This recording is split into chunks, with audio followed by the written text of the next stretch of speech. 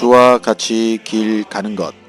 샬롬, 사랑하는 영락교회 성도 여러분, 지난 하루도 주님 은혜 안에서 평안한 하루 보내셨나요? 오늘은 2023년 12월 20일 수요일 아침입니다. 이제 정말 2023년도도 열흘 남짓 남았습니다. 남은 올 한 해가 아쉬움으로 남지 않도록 최선을 다해 믿음 안에서 성실하게 하루하루 무탈하고 건강하게 잘 지내시기를 우리 주님의 이름으로 축복합니다. 자, 그럼 오늘 이 아침에도 하나님이 우리에게 허락하신 말씀을 묵상하며 아침 경건의 시간을 시작하겠습니다. 오늘 함께 부르실 찬송은 찬송가 407장 구주와 함께 나 죽었으니입니다. 함께 찬송하시겠습니다.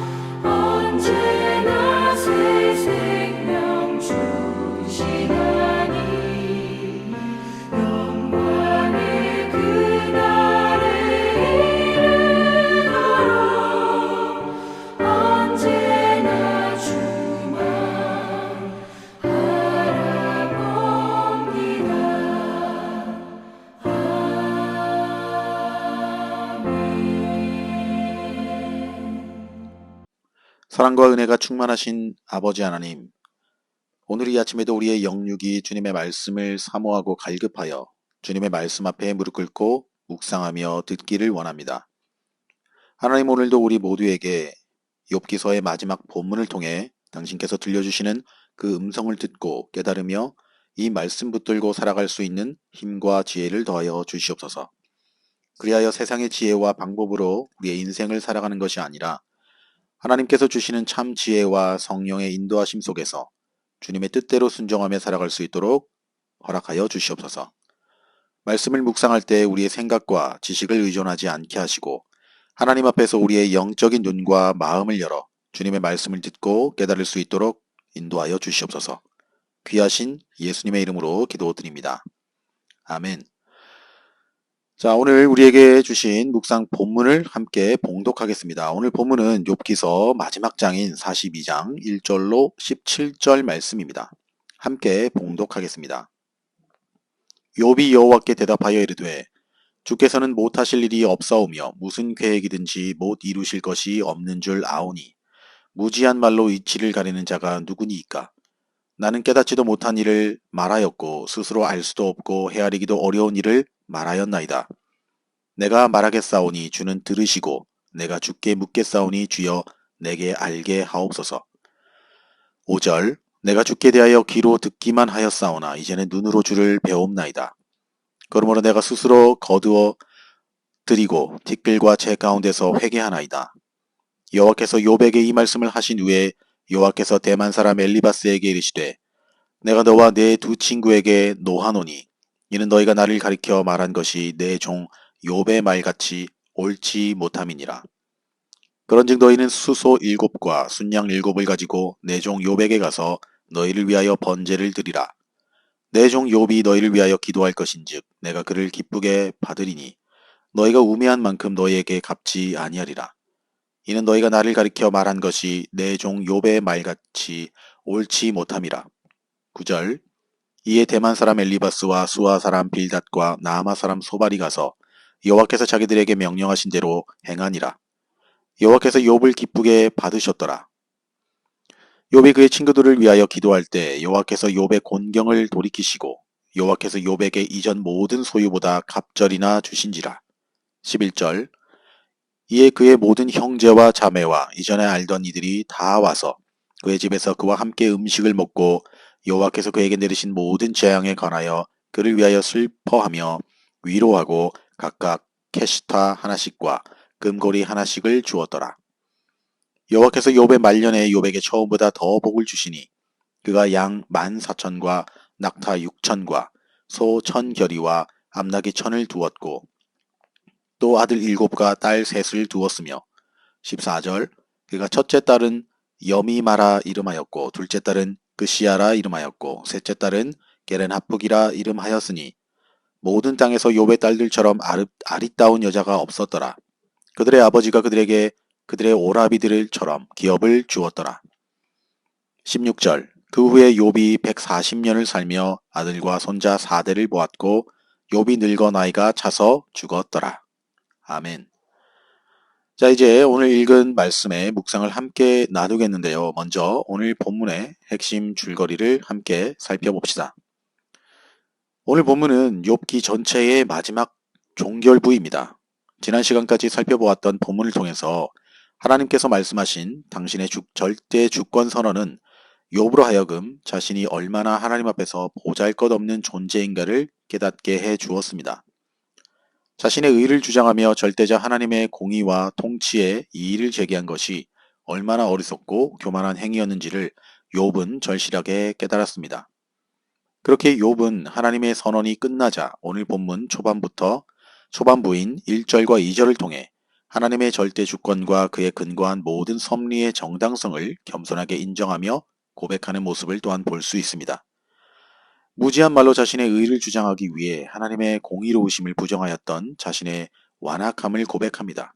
결국 하나님 말씀을 직접 들음으로 하나님에 대한 정확한 지식을 소유하게 된 사실에 대하여 감사하며 진심으로 회개하는 모습을 3절로 6절을 통해 볼 수 있습니다. 이어지는 7절로 17절은 욥의 회복에 대하여 다루고 있습니다. 먼저 7절과 8절은 하나님께서 욥의 세 친구의 대표적인 엘리바스를 향하여 그를 포함한 세 친구들이 욥보다 정당하지 못하였음에 대해 지적하시고 노하시는 모습을 보게 됩니다. 그러나 9절을 통해 하나님은 이런 욥의 친구들마저 용서하시기 위해 그들에게 번제를 요구하셨고 그들이 하나님의 명령대로 번제를 드리는 모습과 욥의 중보적 제사를 기쁘게 받으셨음을 또한 기록합니다. 이어서 10절은 욥이 친구들을 위한 중보적 번제를 드린 후에 하나님께서 욥을 신체적으로 회복시키시는 것은 물론 물질적으로도 회복시키시는 모습을 기록하고 있습니다. 이어서 11절로 15절은 하나님께서 욥에게 베푸신 물질적 축복이 어떠했는지를 아주 구체적으로 기록하고 있으며 끝으로 16절과 17절은 욥의 장수와 복된 죽음에 대해 기록하며 욥기의 대장정을 마무리합니다. 바로 여기까지가 오늘 본문의 핵심 줄거리 요약이었습니다. 자, 그럼 오늘 본문을 통해 발견한 하나님은 어떤 분인지 함께 나눠보겠습니다. 오늘 제가 발견한 하나님은 우리의 절대 주권자입니다. 본문 2절에서 욥은 주께서는 못하실 일이 없사오며 무슨 계획이든지 못 이루실 것이 없는 줄 아오니 라고 고백하는 모습을 보게 됩니다. 이것은 하나님의 전능하심에 대해 고백하고 있는 것입니다.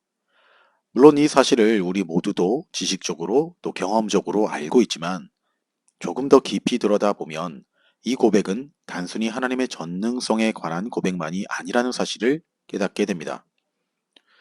왜냐하면 오히려 여기에서의 강조점은 하나님의 권리에 대한 고백의 의미가 더 강하기 때문입니다. 왜 그럴까요? 38장 이하로부터 하나님께서 이제까지 욥에게 논증해 오신 말씀의 핵심이 단순히 하나님의 전능적 차원이라기보다는 하나님께서는 그 어떤 일도 하실 수 있는 권리가 있다는 데 맞춰져 있기 때문입니다. 물론 인간은 하나님께서 하시는 일의 전후를 모릅니다. 하나님께 왜 그렇게 하시는지 우리는 알지 못합니다. 하나님께서 왜 그렇게 하시는지 우리는 알지 못합니다. 그렇다고 하나님께서 일일이 가르쳐 주셔야 할 의무가 있는 것도 아닙니다. 또한 어떤 일을 하시기 위해서 그 정당성을 우리에게 구하거나 동의를 구해야 할 의무도 하나님께는 없습니다. 그래서 비록 그것이 우리와 관련된 일이고 우리에게 해당하는 일이지만 하나님은 창조주로서 하나님의 마음대로 하실 수 있습니다. 욥은 하나님의 말씀을 통해서 바로 이 사실을 명확하게 깨달았다고 고백하고 있는 것입니다. 그러나 아마도 욥은 이제까지 그것을 부당하다 생각해 왔던 것 같습니다. 보다 구체적으로 말한다면 악인은 반드시 그에 합당한 벌을 내리셔야 하고 의인은 반드시 보호하고 보상해 주셔야 한다라고 생각했습니다. 그것이 하나님으로서의 마땅한 모습이라 여겼던 것입니다. 하지만 이제 하나님의 말씀을 통해서 이것이 잘못된 것임을 깨닫게 된 것입니다. 그것은 어디까지나 인간의 생각일 뿐이었습니다. 저와 여러분 역시도 이것을 깨닫고 인정해야 합니다. 어떤 의미에서 보면 이런 믿음을 가지고 산다는 것은 한 차원 높은 믿음의 경지에 이른 신앙이라 할 수 있겠습니다. 한 예로 아브라함이 왜 위대하다 할까요? 왜 그를 믿음의 조상이라 칭할까요? 그는 하나님께 바로 이 권리가 있다는 것을 명확하게 깨달았고 그대로 행했던 인물이기 때문입니다. 그렇게 100세가 되어서야 약속으로 받은 아들인 이삭을 하나님께서 다시 번제로 바치라고 했을 때 비록 우리가 문자적으로 해석하자면 그는 즉각 순종할 수 있었습니다. 비록 우리의 이성으로 정당하지 않고 불합리하게 여겨진다 할지라도 아브라함은 그 부당하고 불합리한 명령을 바라본 것이 아니라 하나님은 그렇지 않은 분이라는 사실을 더 잘 알고 있었고 확신했기에 하나님만 바라보며 부당하게 여기고 보이고 납득하기 어려워 보이는 그 명령에도 하나님께 순종할 수 있었던 것이라 생각합니다. 사랑하는 성도 여러분, 하나님은 저와 여러분의 절대 주권자이십니다. 저와 여러분 모두가 이러한 하나님을 온전히 신뢰하며 그분께 내 모든 권리를 정말로 내어드릴 수 있는 한 차원 높은 수준의 믿음을 가진 성도님들이 다 되시기를 우리 주님의 이름으로 축원합니다. 이제 오늘 묵상 본문이 우리에게 주시는 교훈과 메시지를 한번 살펴보겠습니다. 오늘 본문을 통해 주시는 교훈은 교만은 내가 경계해야 할 가장 큰 죄라는 사실입니다. 8절에서 하나님은 욥의 세 친구들을 향해 수송아지 7과 순양 7을 취하고 그것을 욥에게 가져다가 욥을 통해 중보적 번제를 하나님께 드리라고 기록하고 있습니다. 레위기의 기록에 의하면 제사장이나 온 회중이 범죄하였을 경우 수송아지 한 마리로 속죄제를 드렸습니다.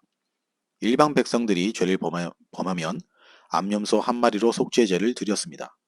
그런데 하나님은 욥의 친구들에게 무려 수송아지 7과 순양 7을 요구하였다는 것은 하나님께서 그들이 부자들이었기 때문이 아니라 그들의 잘못을 매우 중하게 여기셨다라는 것을 알 수 있습니다.